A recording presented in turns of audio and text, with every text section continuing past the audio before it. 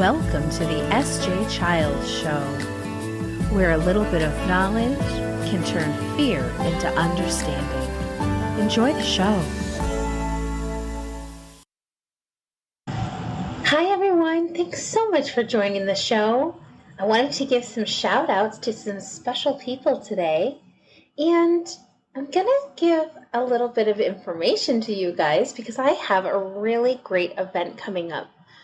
August 11th and 12th, I will be hosting the 1 in 36 mix. This is a virtual autism summit featuring 36 autistics, celebrities, icons, advocates, professionals, podcasters, musicians. Oh my goodness, I can't even begin to tell you how exciting this is. This is our second annual event, and it will be streamed live on a platform called Hopin. If you want more information, send me an email to sjchildshow@gmail.com. Today's shout out goes to our sponsors for the 1 in 36 mix, Quality Roofing and Energy. And you can find them here in the Salt Lake City Valley. Quality Roofing and Energy came and helped us out a couple of years ago.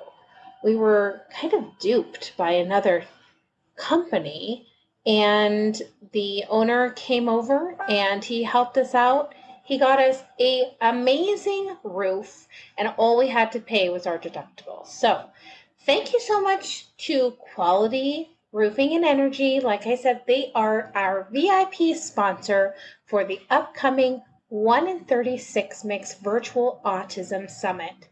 Enjoy the show. Hello, thank you so much for being here today on the S.J. Childs Show. Today, I'm really excited to get into this conversation. Something so dear to my heart, music. I think we're going to be talking a lot about that today. I'd like to welcome, do you go Stefan or Stephen? I should have asked for. Okay, great, Stephen. Thank you. And I found him, I want to say, through his Instagram channel, I believe, and reached out. It could have been Facebook, but and really was interested in finding out more about the special services provided and just kind of find out how you got onto this journey and where you're headed with that. So, sure. Thank you so much for being here. I'm a professional musician. And I started teaching in 1989. And about 18 years ago, I was on a national tour of the country. And I met a promoter in Chattanooga, Tennessee, who his name is Bob Stagner, wonderful gent. And I spent a significant amount of time with him because I did a drum clinic in Chattanooga as well. And after that clinic, he said, I think you'd be really good at working with special needs students, and he himself is a facilitator. So when I went back to the West Coast, I volunteered for 6 months at the Ark in San Francisco, and the rest is history. I've been doing this nonstop since then. I spent 4 years at Lanterman High School in Los Angeles, teaching there, which is the largest special needs high school in California. And I really felt that opportunity is what really kind of honed my skills because I worked with 3 ensembles a day, and there was an average of 15 to 20 students in each ensemble. So I had to readjust to each student very quickly. And so I considered those 4 years at Lanterman High School kind of like my master's program. And that was several years ago. And now I'm pretty much teaching entirely online, based out of New York. And it's really been a gift. I'm very passionate about working with this population. In many respects, I feel like they're the teacher and I'm the student. And for example, I have a student in Los Angeles who I worked with for 4 years. And he had so many physical issues, and he seemed to be having a lot of surgeries. He was missing his hands. He was unable to eat solid food. He was fed through a tube. And I never heard him complain about one thing in the 4 years I was working with him. He was a complete power of example. And, I think as we become a more inclusive society, um, which I think is great, and I think we're going to see more and more of these students entering the workplace because they make such great employees. So while I work with all students, regardless of how impacted they may be, I have a fair amount of limited verbal or not yet verbal students. I never say nonverbal student. I always say not yet verbal because so many of these students will go on to speak. Yeah. So I want to approach every student as if they can with all the exercises that I do. So, I'm just filled with a lot of gratitude. I jump out of bed in the morning. I love working with my students, and it's been a real gift. And it's had a positive spillover into every area of my life. So, and I think as a parent, while it can be very challenging, it's also very rewarding. And later on, as we go through the podcast, I'll hopefully share some things with parents that I hope they can run with. Something that maybe can help them. Yeah. And it's so important too that especially our children that show an interest, no matter what it may be, that we really hone in on those interests and strengthen their weaknesses or challenges with those kinds of strengths. There's so many things. And just in music in general, I have a daughter with dyslexia. And oftentimes, memorization, things like that, they're hard for her. But music, she's got perfect memory to lyrics, perfect pitch, perfect. And her, voice is fantastic. And she's only 11, but I see so much potential in her and she loves it. She's passionate about it. But I know that it helps her. Like, go memorize the United States song. See, when you have your geography test coming up, you can remember all of those states. That for her is so powerful. And we can give our kids those kinds of tools. We don't have to say, you have to read out of this textbook to get this information. The power of flexibility, which I'm sure with music, it's almost like a very fine line. It's like you have so much flexibility, yet if you're like maybe playing an actual song, then there's a little bit of structure you have to stick to and follow.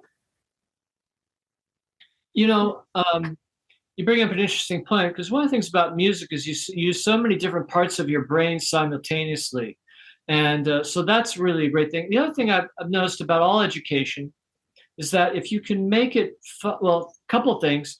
First is, most students, everyone kind of learns differently. So you have to, figure out how the student learns. That learning style, yeah. Yeah, and if you can make it fun, they're going to be more engaged. And if they're more engaged, they're going to be learning. Yeah. So that's one of the things that I've learned over the years is that, you really want to make it everything as fun as you can. Definitely. And not kill it for them. Yeah, isn't that the truth? And as parents, we can we have to be mindful because we can accidentally this is, I don't know why this is coming to my mind, but just at the beginning of the school year, there was like a junior coach program. And I thought, oh, that would be so perfect for my daughter to be kind of in charge of helping another kid from a younger grade, because she's wonderful with children, to help it, stay needed. Like sometimes kids in, this at her age group, they want to feel seen and appreciated and needed in their society, in their community. And her dad said, well, you're going to have to be, you're going to have to make sure you're always available. You can't be sick, blah, blah, blah. He put this doubt in her mind and she said, nope, never mind. Don't want to do it. And I was just, shook my fist at him, said, we can't discourage things, like even the smallest of things. Of course, he had no intention of that happening, but it did. And she didn't do it. And now I wonder, the seed was planted. What would have happened had that, she'd been able to have more structure at her school with kind of, responsibility in a sense. So we have to be mindful of when kids bring things to us that we say, yes, try it, give it a try. We don't put the doubt. Bless his heart. Bless my husband's heart. Sarah, you bring up a really excellent point about encouragement versus discouragement.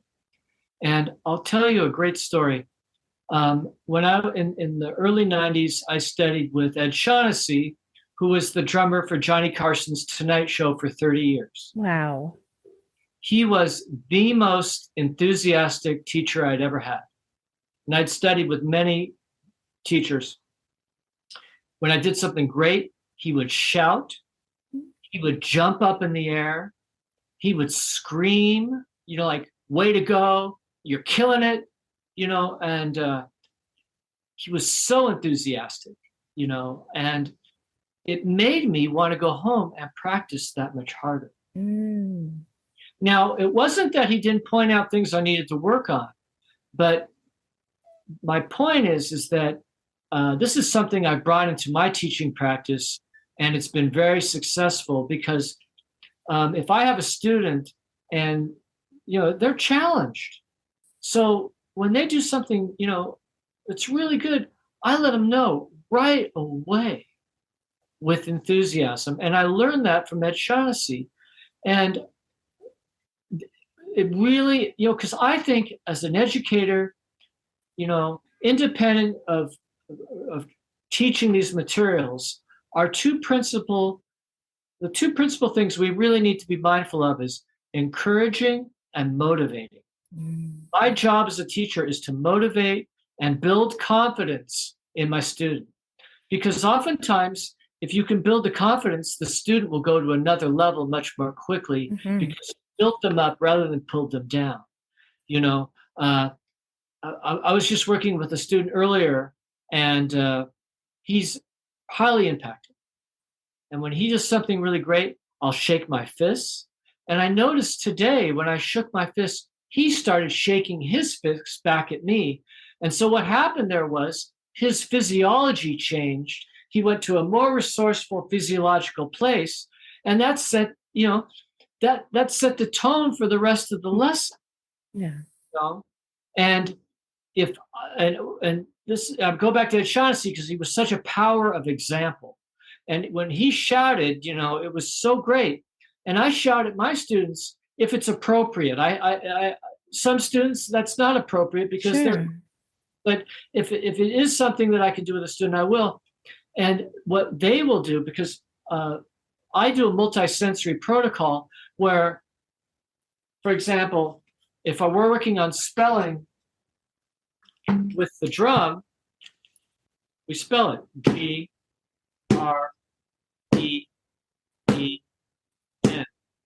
green. So they see it, they hear it, they touch it, and they say it. It's the redundancy of information which provides positive results. So reason why I'm bringing this up with regard to really saying something with intensity is that then the student who was limited verbal was louder than he ever was because I gave him permission to do it. Yeah. And so as educators and parents, we have the opportunity to be a power of example to our children and all the other people in the spectrum that we come in contact with, And, it's not that we don't take a look at areas we need to build on, but we need to really highlight what they're doing great. I love that you said that because when we really look at the behavior, we can understand that that's communication. And for our not communicating yet students, that is showing their communication, right? That nonverbal communication saying, hey, I feel proud of myself. I'm excited and I'm sharing this moment with you of excitement. And that's so powerful for the whole situation. And like you said, that yearning to learn more and wanting to do the next step. And that gets our kids curious and excited. And that's where they should be when they're learning. Well, think about it. If your child came to you and said, oh, I cleaned my room, and they did a pretty good job, and you walk in and the first thing you say is, yeah, but you didn't clean the windows. Are they going to want to go in and clean? No. And the other thing is, with regard to, looking at the physiology of your students, I try to, like, I'll work on forced responses with them. My name is, and we work on lateral movement, prepositional concepts, behind the back, over the head. This is something that a parent could do with their child, is to emulate their physiology and how they move. And because that will make your child more comfortable with you, and as well. Because if you're moving really, really fast and they're moving slow, well, that's a little bit of a disconnect. So if they're moving, like if my student is shaking a shaker like this, I pick up the shaker and I try and shake it with them. I try to mirror them. And that helps build rapport too. And the more you can build rapport with your child, the better it's going to be for everybody.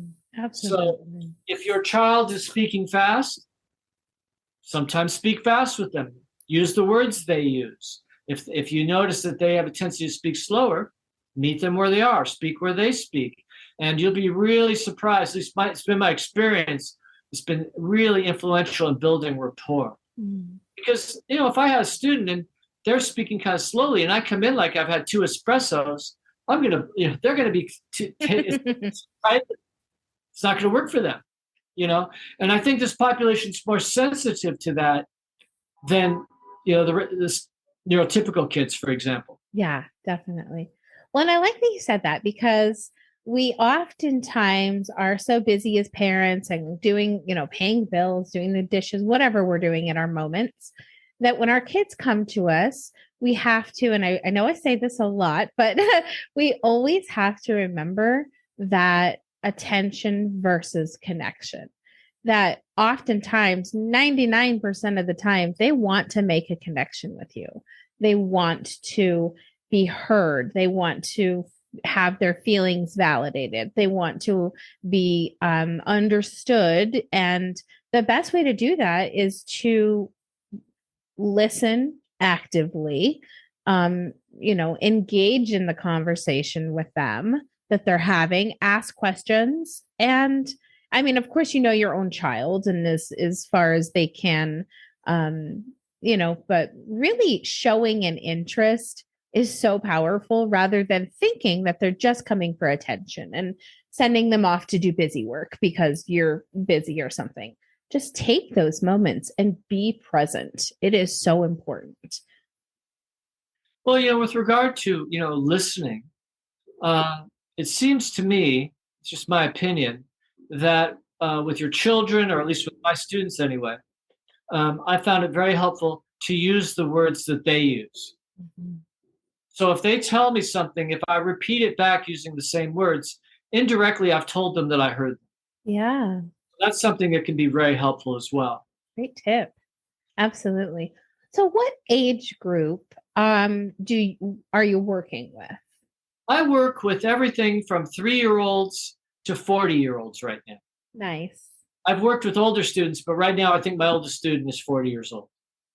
And I have all abilities, I have everything, and I just kind of have to meet the student where they are. Exactly. And challenge them without overwhelming them. That's the key. Because my students do not want me to throw them softballs. They want me to challenge them. They all want me to challenge them. But it's a fine line. You don't want to overwhelm them at the same time. Yeah, absolutely. Tell us what types of music education are you teaching? Just piano or guitar, everything. Tell us the gamut of things. Well, I'm one of the only teachers in the country, I believe, that teaches a drum set to autistic students online. And I use a phonics system for that, in which rather than counting 1, 2, 3, 4, we'll say slice, slice, slice, slice. 8th notes will say pizza. For 16th notes, we'll say pepperoni. Okay. I'll start with them just on the snare. Pepperoni pizza, pepperoni slice. Slice, slice, pizza, slice. So I use phonics, makes it much easier for them to learn. I love that. Then I set up my drums left-handed. So they have their kit set up right-handed, and so they can mirror me once again. Yeah. Phonics for the drum set. teach them phrasing, how to play along to a record, and all of that using phonics and not counting. Wow. That's fantastic.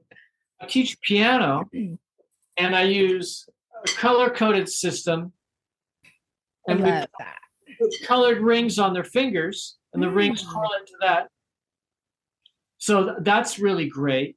And how I teach that is I have them take a pointer and point to the note as I'm playing it. So I will go, Billy, I'm going to play line 1. He grabs the pointer and points as I play the line. That way he gets a better intuitive sense of rhythm and how the notes go.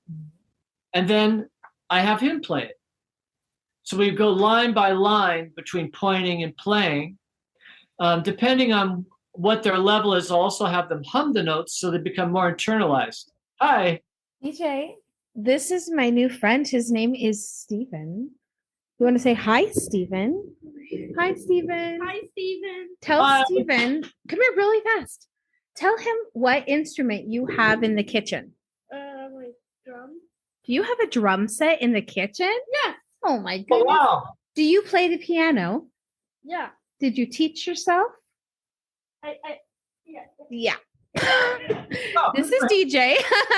DJ likes to come in and teach, about himself. So yeah, he comes in to visit, and we love to share how this is life, and when mom's home with DJ by himself, then he gets to join some podcasts sometimes. But yeah, DJ was reading at 1 and writing at 2. Wow. He was speaking at 4. So from 2 to 4, we wrote back and forth. And when he was about 3, I recognized he had a photographic memory. He would start writing things from, school, and on our way home, he would write license plate numbers, and he would come home and he would just write on the walls, and he would just write things. And we didn't stop him because, man, he was expressing himself. Right. And my husband's a painter anyway, so it's no problem. So it was amazing. And then, so as soon as I could, I found, you'll love this. I found these, DVDs called Rock and Learn, which, exactly like you're saying, paired music with phonics and learning and math, and all the way up to high school reading composition. So I gave him these, and by the probably 5, he was already speaking about 3 different languages and had memorized all of this information from these DVDs. And he also we got him a keyboard, and he started playing, just playing like jingles, like Mario jingles or T-Mobile jingles and things, just off of sound that, he just figured out and play it. So he's our genius in the house. Yeah. Oh, well, I should give him a lesson. I agree 100%. My husband would be so excited to hear about this. So yeah. The other thing I do with the hand drum is I use this multi-sensory protocol, the Rhythmic Arts Project protocol, where we teach math, reading, lateral movement, fine motor skills, prepositional concepts, forced responses. My favorite TV show is Batman. Well, how do you spell Batman? B-A-T. That's so fantastic. We work with math. We roll the dice. We add it up on the drum. So cool. Now, if the student flies through that, then we do addition, subtraction, multiplication, division. I just keep taking it as far as they can go. We work a lot with lateral movement. I've had students that they had trouble tying their shoes because they were uncomfortable with right and left. So we'll do the prepositional concepts with the shaker, and then we'll play roles and things of this nature on the drum with the hand. We work with abstract concepts. What's the name of this shape? Octagon. So they see, hear, and play all the answers out. So they get the tactile. I love that. That's what facilitates the cognitive development. Mm-hmm. Then we count the sides. They fly through that. Then we spell the shape. Wow. So we do that too. We work with, spelling, like I showed you earlier. Yeah. They fly through that. let's make a sentence on the drum. That car is green. We just keep building it up. For some of the limited verbal students, having a drum is great because then they don't feel like all the attention is on them. And they are more relaxed working with these concepts because they've got a drum. So And interactive. Yeah, they can interact. And that right there, I mean, that's just beautiful. And getting back to what I said earlier about mirroring and getting them to mirror me, if a student is wrestling verbally, I'll for example, I'll put a lot into it. H, A, D, and then they'll put more vocally forward when they hit the drum. Yeah. So that's something, Power of example. Very good for spelling and reading. Wow. So it's, we're working on academic concepts. The social component is turn taking, things of that nature. Yeah. Very, very important. So that's the other thing I do. And then the last thing that I do is I use I teach West African rhythms on to the students. And on my YouTube channel, my YouTube channel is Special Needs Music. I put a video on there on how to teach West African drumming to your child, if that's wonderful. So, and there's a lot. I have other videos on that my YouTube channel. Great.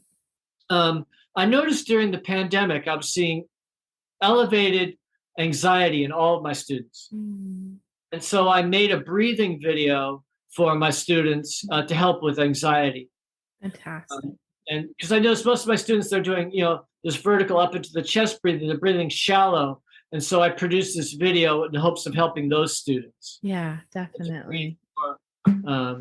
Yeah. That's amazing. That just reminded me of a conversation I had the other day about somatic therapy, which is feeling where at in your body your emotions are coming from. And that kind of reminded me of that, of pointing to the chest and saying, this is where I'm feeling those emotions, and how powerful that can be just for learning how to communicate for everyone's relationship. When you get angry or upset and you can recognize where you have that feeling in your body, you can better assess and how to process that information and calm yourself down, or, learn some tricks or skills to counteract that, the feeling. So yeah, really reminded me of that. Well, and music does, it affects you so much deeply, like that, the feelings and the drums and it's like almost an excitement when I hear them. Yeah. And rhythm, it's kind of inherent. I mean, if you think about it, our body, our heart is a rhythm. Yeah. Our heart is a drum. I love that. Oh my gosh, that is so nice. And where can we go to find you online? Like, what are the sessions look like? Like a month, or how do you have it? I usually work with a student for a half hour at a time. And that's usually a good amount of time. Some students, depending on their ability, we may do 15 minutes of this phonics, the multisensory protocol, and 15 minutes of piano. I have other students where we just do a half hour of piano. Some students come to me and they're wrestling with their lateral movement. So we work on their lateral movement for a month or two, and then we go to the piano. Yeah. I also work on developing their fine motor skills. We do that too. So that's roughly how it works, usually a half hour. I don't ask a parent to make a commitment until they've had at least one lesson to see if it's a good fit. That's nice. I want to make sure everybody's happy. Yeah. And if parents are interested, they can go to my website, specialneedsmusic.com, and there's video testimonials there. They can read out a little bit more information about what I'm offering, or they can email directly at specialneedsmusic@gmail.com. Wonderful. And work in all time zones. So yeah, especially on Zoom. Isn't it so nice to have this medium for me to be able to connect with people all over the globe at different hours of the day, but for you to be able to really get a student in the space that they're comfortable in already at their home or wherever? Oftentimes, students I have live in geographic regions where there aren't people like myself to help them. So it's great. It opens up their ability for that. But the other thing is a lot of parents, they've got other kids. They might have a job. They have really tight schedules. So not having to drive or spend an hour driving is a big deal. Yes. So, that's that's a positive as well. In fact, I had a lot of parents when things opened up when I was in Arizona, I would ask them, well, do you want to come back to in person? They're like, no, I keep it on Zoom. So I was like, okay, great. So yeah, gave you the freedom to move around like you did and stuff. So that's fantastic. It's been such an honor to get to know you and a pleasure to find out more about what you're offering for wonderful families. Get that out there. And tell us again where we can find you. they can find me at specialneedsmusic.com. Perfect. And they can also go to YouTube, type in Special Needs Music, and you'll see I have a channel on YouTube. Wonderful. We'll share that in the notes too. Yeah, and I've got a couple of videos of some of my piano students on there. Oh, great. So it's basically YouTube and specialneedsmusic.com. Oh, thank you so much for what you're doing. It sounds like just an amazing program. So I look forward to staying in touch and, catching up with you to see what you're doing in the future too. I'd love to work. I'd love to just try a session with your son just to see how. I would love that. Well, let's definitely be in touch so that we can catch up and figure something out for sure. Thank you so much, Stephen. Yeah, thank you so much, Sarah. All the best. You too.